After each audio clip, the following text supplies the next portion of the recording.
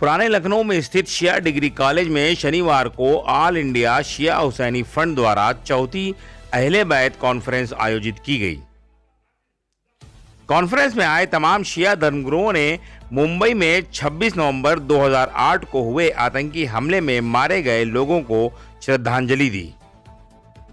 इस मौके पर धर्मगुरुओं ने कहा कि इस्लामिक स्टेट इराक व सीरिया को बर्बाद करने के बाद अब शिया देश ईरान को अपना निशाना बना रहा है। यहां मौलाना यासूफ अब्बास ने कहा कि चरमपंथी आतंकवादी मानवता और शिक्षा दोनों के दुश्मन हैं। यही कारण है कि अल कायदा आदि शिक्षा संस्थानों और वहां पढ़ने वाले मासूम बच्चों दोनों को अपना निशाना बना रहे हैं। इस मौके पर मौलाना सैफ अब्बास ने कहा कि क्योंकि शिया समुदाय हमेशा से आतंकवाद का विरोधी रहा है, इसलिए उसके धार्मिक स्थलों और कार्यक्रमों को निशाना बनाया जाता है। उन्होंने कहा, पाकिस्तान के लाहौर में शिया समुदाय और भारत के खिलाफ षड्यंत्र तैयार की जाती हैं। समाज को ऐसे लोगों का बहिष्कार करना चाहिए जो चरमपंथियों से प्रभावित होकर व्याख्यान देते हैं। देखिए, आज का दिन तारीखी तौर पर बहुत अहम दिन है, 26/11 का। और ये वो दिन है कि जिस दिन हमारे देश के अंदर आतंकवाद का एक तांडव जमा हुआ था। तो इस अहले बैत कॉन्फ्रेंस के ज़रिए हम ये पैगाम दे रहे हैं कि दहशतगर्दी सिर्फ तलवार और कैलिस्कोप से हमले का नाम नहीं है। दहशतगर्दी के लिबास अलग अलग होते हैं। कभी धार्मिक लिबास में आ जाता है, कभी ऐसे आ जाता है। उसकी स्ट्रेटजी हालात के तहत बदलती रहती है। चूँकि अब ये आसान नहीं है कि कहीं बम रख के फोड़ दिया जाए, अब आसान नहीं है कि कहीं घुस के हमला कर दें। चूँकि एडमिनिस्ट्रेशन बहुत इसमें विजिल हो गया है, होशियार है, लिहाजा अब लिबास बदल के इस आतंकवाद को फैलाया जा रहा है। उसका तरीका यह है कि आपस में लड़ाओ, इन्हें ऐसी बातें कहो कि जिससे इख्तिलाफ पैदा हो, इंतशार पैदा हो और ये आपस में लड़ाई कुरेजी हो, खून बहे।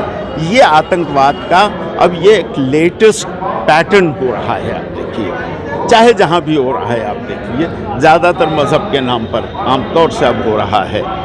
अब ये नहीं है कि जैसे 26/11 को हो गया 2008 में, अब बदल दिया है पैटर्न। लिहाजा उससे होशियार रहने की ज़रूरत है। तो हम अपने तौर पर इस कॉन्फ्रेंस के ज़रिए यही पैगाम भेजना चाहते हैं कि भाई देखिए, अब आप पहचानने की कोशिश कीजिए कि ये आदमी जो बात कर रहा है इसके पीछे क्या है, पसपर्दा क्या है, ये चाहता क्या है।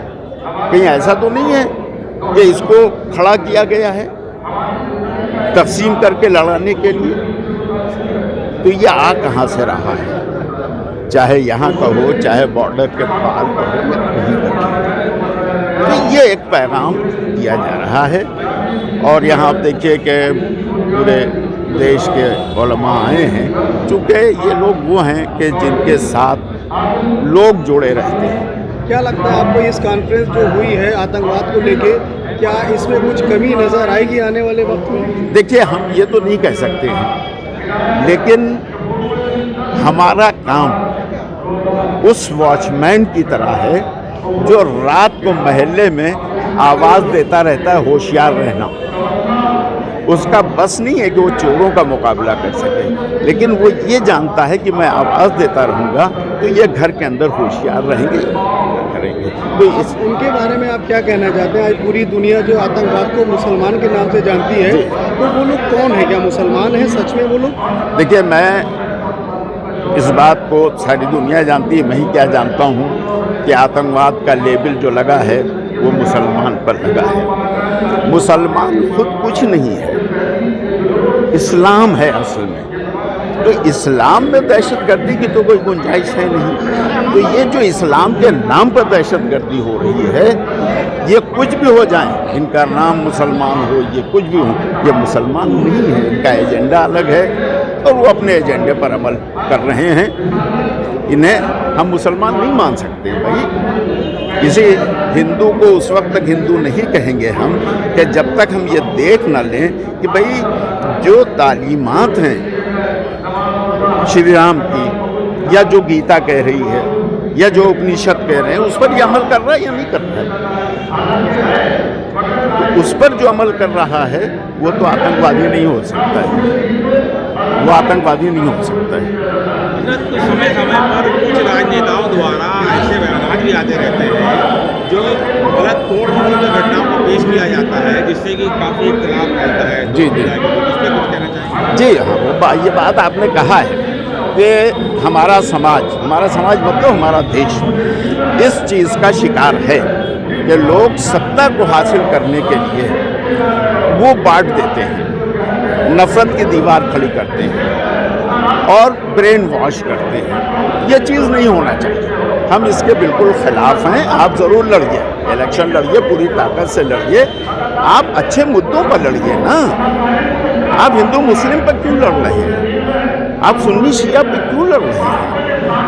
आपके पास जो मुद्दे हैं उन मुद्दों पर आइए, आप उस पर गुफ्तगू कीजिए। ये लोगों को बांट कर तकसीम करके आप अपने उस मोटिव को अचीव करना चाहते हैं कि जो इंसानियत के खिलाफ है। लिहाजा इन नेताओं से पब्लिक को भी दूर रहना चाहिए और नेताओं को भी सोचना चाहिए कि तुम देश को बांट के धर्म के नाम पर, जात के नाम पर क्या कर रहे हो, क्या तुम। अच्छा, एक सवाल है आपसे।